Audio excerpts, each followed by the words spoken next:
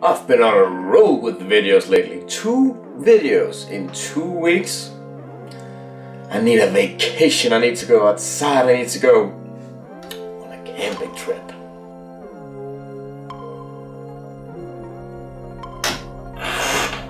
I meant go outside in the game. Don't judge me.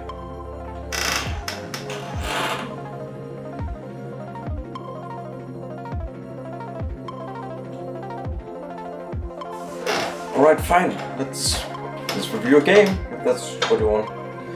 The Walking Dead is back on TV, so how about we look at this thing.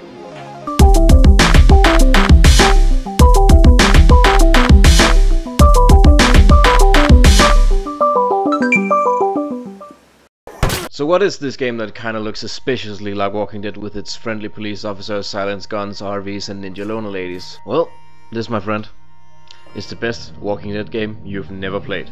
This is State of Decay. And I'm not gonna show the game, we gotta talk first. If I say that State of Decay is the greatest Walking Dead game you've never played, it's probably gonna trigger someone and make them leave a comment down below saying some stuff like Telltale's Walking Dead game better. And if we were talking critical reception or Metascore, well, you might be right. But I didn't say it was the greatest Walking Dead game ever. I said it was the greatest Walking Dead game you've never played. And that's the thing, I don't think there can be a definitive Walking Dead game. I think the comic book and the show deals with a lot of themes. And I think that there are video games out there that successfully in one way or another handle one part of the experience, that is, watching The Walking Dead. Telltale's Walking Dead does a phenomenal job of showing the inner workings of a person's psyche as their world absolutely unravels around them. How they go from being one type of person before this whole thing to becoming almost an entirely different beast, despite being completely developed, fully formed humans. It's also great at capturing the dread of having to make those hard choices time and time again, and it really manages to sneak some of them up behind you and you really don't see them coming. I still fucking hate Kenny for the whole thing where his son got sick, and even though I completely understand why he did it. And that's what Telltale's Walking Dead is so great at capturing. I'm guessing that not a lot of people here watching this are familiar with the Walking Dead mobile games. They're not actually bad, they do a great job of capturing the base building and strategy elements that go into the zombified universe. And then there's, of course, Walking Dead Survival Instinct, which perfectly captures the same feeling you had when you watched season 2 through 4. And that feeling is that it's fucking terrible. Oh, and there's a new one on the way, which is a 4-player co-op game made by the developers who made Payday 2. Slow down and think about that for a moment. The developer who took the left-footed formula of the zombie game shooty co-op and retooled it to be a co-op heist game is now going back to making a game about zombies based on their own game, which is based on a game that is about zombies. These people were smart enough back in the day to take a popular thing and rip it off, as the angsty YouTubers would say, and change it around just enough that it looked like its own thing. These people are now, a whole decade later, going to rip that Scooby-Doo mask off and outright make a Left 4 Dead clone. That's kind of hilarious. Okay, so I got a little sidetracked here, delving into the whole Walking Dead license thing. These shitty license games really reveal how little creativity you need to be popular or make a profit if you just base your product on a thing that's kind of original and popular. Mostly the popular thing. Where was I? Oh yeah. The point I was trying to make was that there's a wide spectrum of Walking Dead games and they each capture a certain part of the Walking Dead show. And I think State of Decay has its place in there somewhere. Because one thing the Walking Dead games do not capture is that sense of survival. So, let's have a look. I'm coming! I think these guys want to eat us! So back at our lovely camping trip gone wrong, we take control of Marcus. He's the guy with the sweet afro and this is it, he's the comic relief guy. Becoming instantly proficient in the art of zombie jiu-jitsu, we head over to the ranger station and talk to this guy Thomas. Being the protagonist of this video game, we of course go to volunteer on the search and rescue mission and search the remaining cabins for survivors. On our daring rescue mission we come across Maya Torres, or as she's known among fans, Sweet Maya Yoga Pants. Back at the station, shit has officially hit the fan and old little Reno has gotten himself bitten. Deciding to peel the hell out of there and failing at the world's easiest daredevil stunt, we come in contact with Lily Ritter. the radio operator of a community nearby. So, how'd you end up on this frequency? Just lucky, I guess. It was pretty chaotic up at the lake. You're not gonna tell her? I don't know yet. Dude, it's her dad! You want to confess that we killed her father and stole his radio before they patch you up? Yeah, okay, maybe we leave that part out. Oh shit.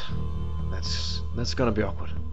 Now that we've done setting up the church, the game's tutorial stage is officially over. Oh, you didn't notice the tutorial? Well, that's because it was done right, and instead of being separate from the main game or in a condescending step-by-step walkthrough of basic video game knowledge, instead State of Decay assumes that you know video games and instead just throws you into the world. And it engages your character in the game's plot. The story beats nudge your character towards trying the different gameplay mechanics, and the tutorial is set out in the woods on a campground, so there's little in terms of zombies. This allows you to acquaint yourself with basic combat without getting overrun by zombies, and it will let you make a few mistakes that would otherwise get you killed in the full game, like firing off a weapon without having an exit strategy. The bit where you get back to the ranger station lets you know that zombies can do some serious damage, and that health and stamina are values that can be permanently affected in either a positive or negative way in gameplay.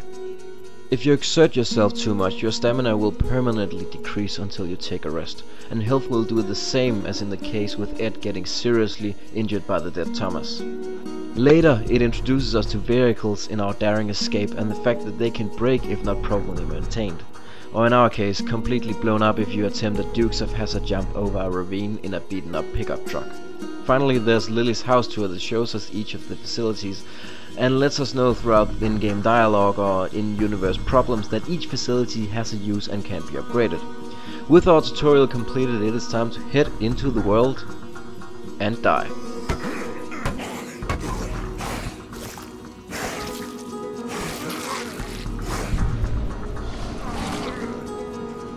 Can't do that right.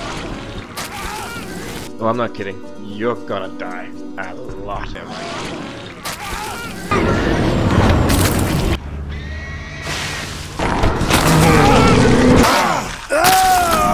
And unlike your usual zombie survival game, there's no respawn or rematch. Once you die, you're gone. Or rather, the character that you played as is gone. And you continue playing as another character in your community, granted that you have a spare playable character ready.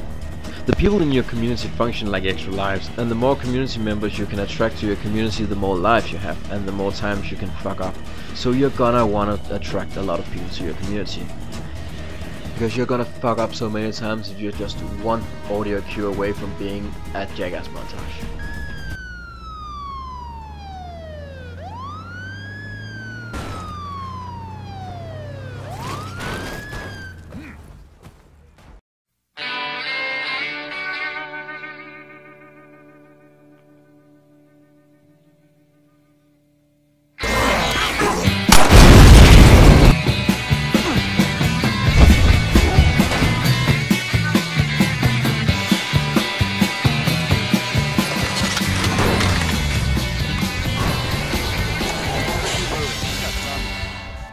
So how do I not die? Well, dearie, you've come to the right place. As you can see, I am great at dying. Being so great at dying and having explored so many ways to do so, I have also unlocked the secrets of how not to. State of Decay is a zombie survival simulator RPG. And that RPG thing, that's something we can work with, because State of Decay is an RPG, kind of. But not like the ones you're used to, but totally an RPG, and it's gonna be kind of familiar if you enjoy playing the Elder Scrolls. And RPGs have stats and levels, and the Elder Scrolls angle comes into place here. Your character can, like in the Elder Scrolls, only level up your skills if you use them. Each character has 4 basic skills: cardio, wits, fighting and shooting. Cardio is leveled up by exercising, and it will increase your stamina bar, and also the higher your cardio is, the slower your stamina bar will deplete. This will enable you to engage in melee combat for longer durations and therefore allow you to take down more enemies. And more importantly, it will allow you to sprint for longer, and you're gonna need that because zombies are dicks and there are a lot of them and they are fast. And they don't run out of breath like you do. The more breath you have, the more of a chance you stand against them. Wits is leveled up by searching, and the higher your wit skill is, the faster you'll be able to search, and more importantly, the quieter you'll be able to search. In some cases, having a high wit skill will enable you to fully load up a pickup truck without the zombies even noticing you were ever there. You level up.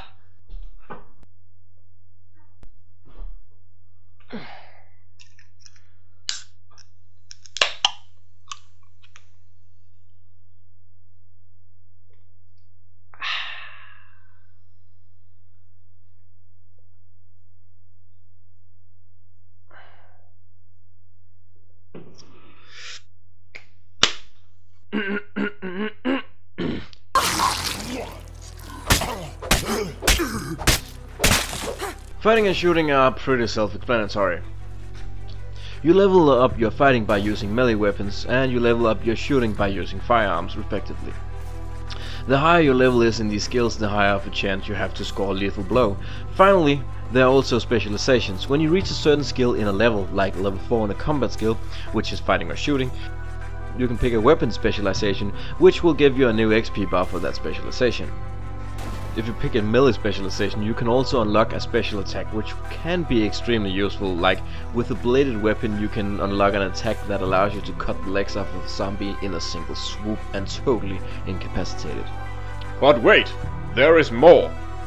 Because not every character is the same, some characters have special skills, and these can range from providing a buff to your medical facility if the character is a doctor, or if you're really lucky, they have the extra leadership, powerhouse or reflexes skill.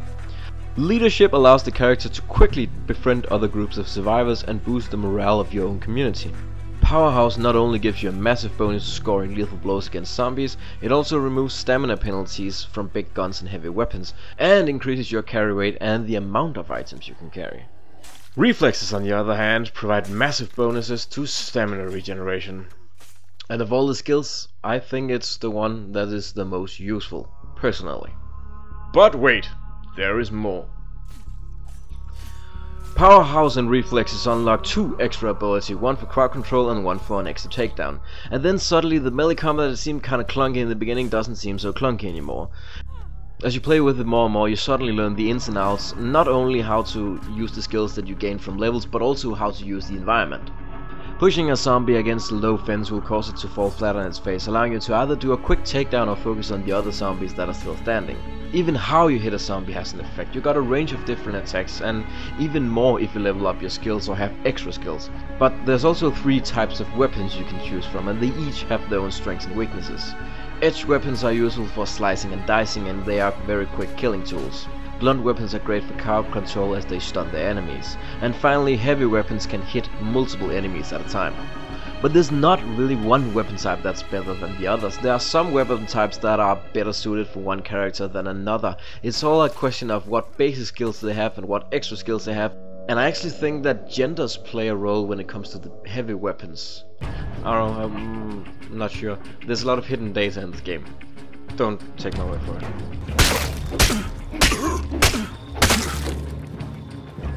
There are also guns. We are in the nondescript mountainous farming community of Trumball after all, and don't specialize in guns. And I'm not saying that as a soy boy left alt extremist, I'm saying that's because it's practical. Guns are loud and zombies have ears, and they will move towards a sound if they hear one, and guns make a lot of sound. You can craft things like suppressors for your guns, and I do recommend taking a gun with you at all times, but they're only useful if you are in a pinch, like if you're low on stamina or if you have a horde incoming or any similar scenario. They're used as a bug-out weapon. Ammo is also really scarce and there's no steady supplies of it. There are a few gun stores throughout the county, but mostly you'll come across ammo purely by chance while looking for other supplies. And that transitions us oh so elegantly into the subject of supply. Nothing is handed to you. And to grow your community, which you need for extra lives when you inevitably die and need a new survivor to take over, you're gonna need supplies. Your survivors need to eat, and depending on the population they will consume a set amount of food rations, and those rations you find by searching buildings and picking up these backpacks, which you then take back to your community. You are also gonna need medical supplies. If you don't have any, then ordinary infections and diseases can kill your community off faster than the zombies could ever hope for. And finally, there's fuel and construction materials. These are primarily used to build and expand your base, as well as maintaining your outposts. Okay, so we've covered the basics on how to survive and get your community up and running, but you know what? Rick Grimes from The Walking Dead didn't become the leader of his group by picking up pills and canned fruit from derelict buildings. He became a leader by taking charge and helping people, and we need to do that as well. Because doing anything, this includes calling in airstrikes, setting up outposts, or building stuff, or just getting painkillers or guns from your stash, requires influence, which is this game's economy that you use for purchasing stuff. Since you can only control one survivor at your time, you're probably wondering, what are the others doing? Well, the others are out there while you're out there doing their own thing, and you can sometimes take them along with you if you feel like it, or you can call them to help you if you, say, find a place that has a lot of resources and you don't have the capacity to bring them all back. But they're also gonna call you up because sometimes they need help too. Because as you play, infestations are gonna come up. These are locations where zombies gather in great numbers, and infestations make it more dangerous for your survivors to move in the area, and if they come close to your base, your community morale will drop. And there are other missions like this, like hordes moving towards your house, or special infected that needs hunting to ensure that your community survives. And you're gonna want to hunt down those special infected, especially the ferals. These missions don't just come from your own community. Outsiders can be contacted, and sometimes they will also contact you for help on the missions, or maybe just for some trade. If you build up trust with outsiders, they can even be recruited into your community, and then you get a few extra lives and some extra help. And how do you do this? The radio menu. In the beginning, you pick up the radio menu from Lily's dead dad, and this radio can be used to keep in contact with everyone. You use it to accept missions from the base or other survivors, or call in help to your location. You can also use it to call in supply drops if you need them, or maybe you just want to call in and see how it's going at home. Speaking of the radio menu, there's a call coming in. I'm gonna have to ask you to move along. This area is under quarantine, no civilians allowed. Listen, man, we need some help here. A bunch of us are crammed into the church and we... Hey, let me stop you right there. This is not a rescue mission. Best thing you can do is go home, lock the doors, and shoot anyone paler than your average geek. The fuck? How can you just ignore this? Move along, please. It seems like the military is cracking down on squatters, and they're not really seeming to get the whole situation. So, we're gonna hold off on the base building for now. There's not much point in wasting our resources if the military is just gonna kick us out in a day or two. The small town that the church is in is not really a viable option anyway. The limited supplies that are available here are starting to run out, so we need to move. Trumbull County is a huge place, and there are lots of places to set up a base. Where you can set up a base depends on how many survivors you have in your community and how many resources you have available. Since we've managed to do pretty well for ourselves and have a lot of people and a lot of resources, we can afford to set up at the warehouse. This gives us an opportunity to go into some base building, with all this extra space that this new facility has that our old facility didn't have.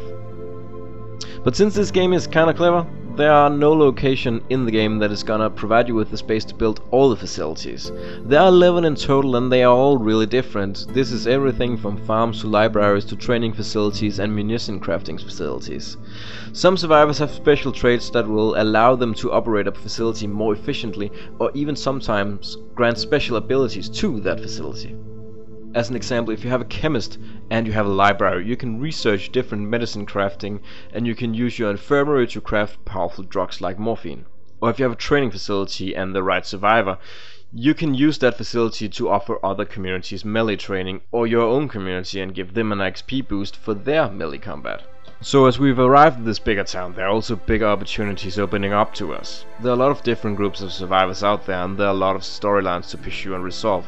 There's a lot of player agency involved, so you can decide if a lot of these people make it or don't if you make the right choices. I won't go into the plot too much, it's something that you should experience for yourself.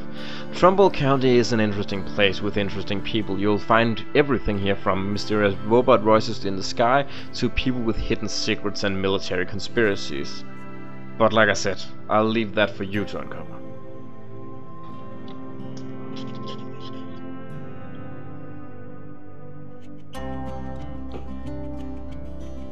For now, I think it's time for our group to try and attempt to leave Trumbull Valley, or die trying.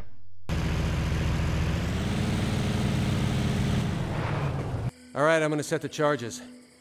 Cover my ass.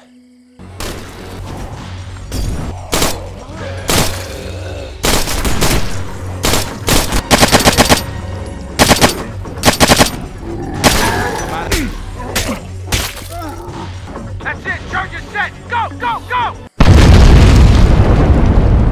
Let's move! Wait a minute.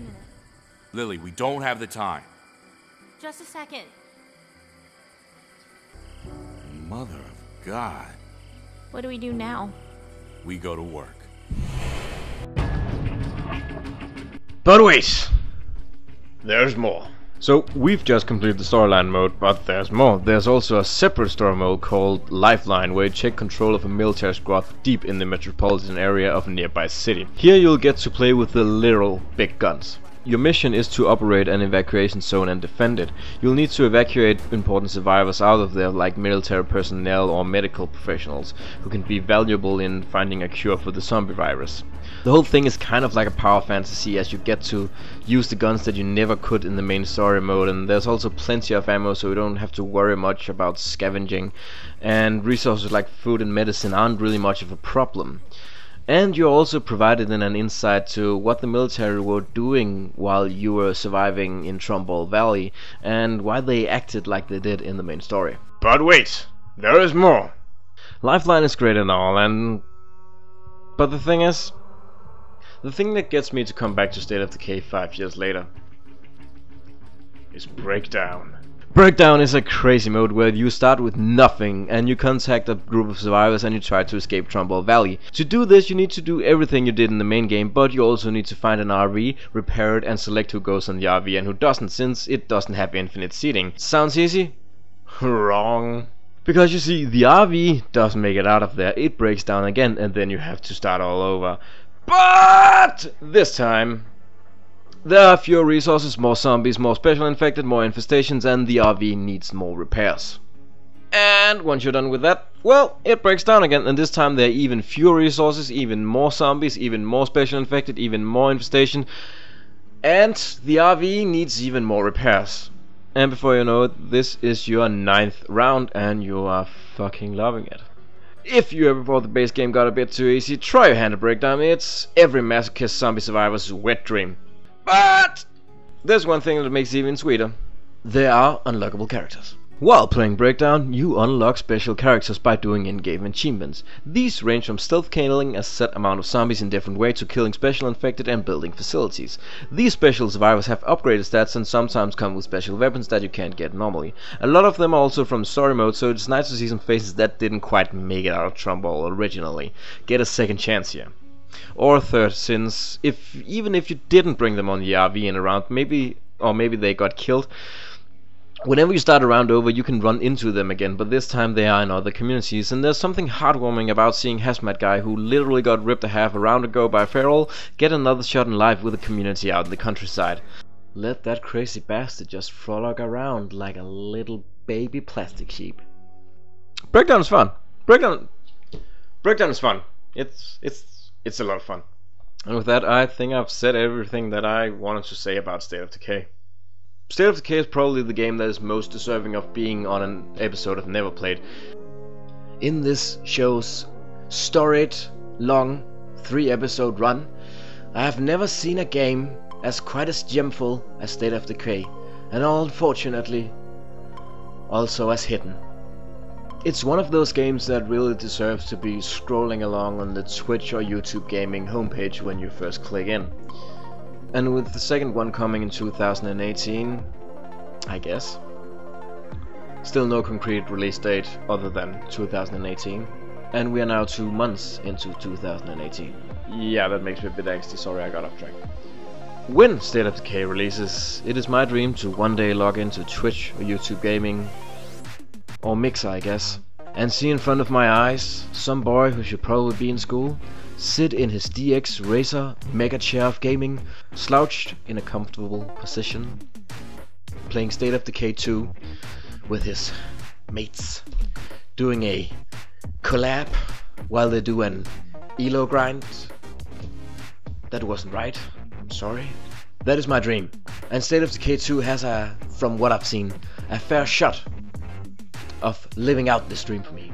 State of Decay, while an amazing underdog of a game, always seemed like a co-op game that just didn't have co-op. The fact that taking an AI body along with you is both expensive in influence points, as cumbersome as they often refuse, and it's kind of jank, and they just sometimes decide to fuck off in the middle of a supply run, tells me that co-op was definitely a thing that remained on the drawing board way into development. So it's nice to see the second one getting that. So until next time, unless State of Decay 2 drops the day this video comes out, I don't know what I'm gonna review. I'll probably make a video about Resident Evil Revelations 2 next, where I'm kinda on a zombie high. I lied to my girlfriend and told her that it's a game that you can only play in 2 players, and she's horrible at games and she hates horror. So I'm also gonna, while recording, I'm gonna put up a hidden camera, film my reactions. It's gonna be fun. So I'll probably review that next, unless State of Decay 2 comes out, which it's probably not. Where was I? Oh yeah, until next time, play the game that I just showed you, whatever it was, and you can get it pretty cheap on Xbox, so you have no excuse, and if you like use these, then it's also on Steam.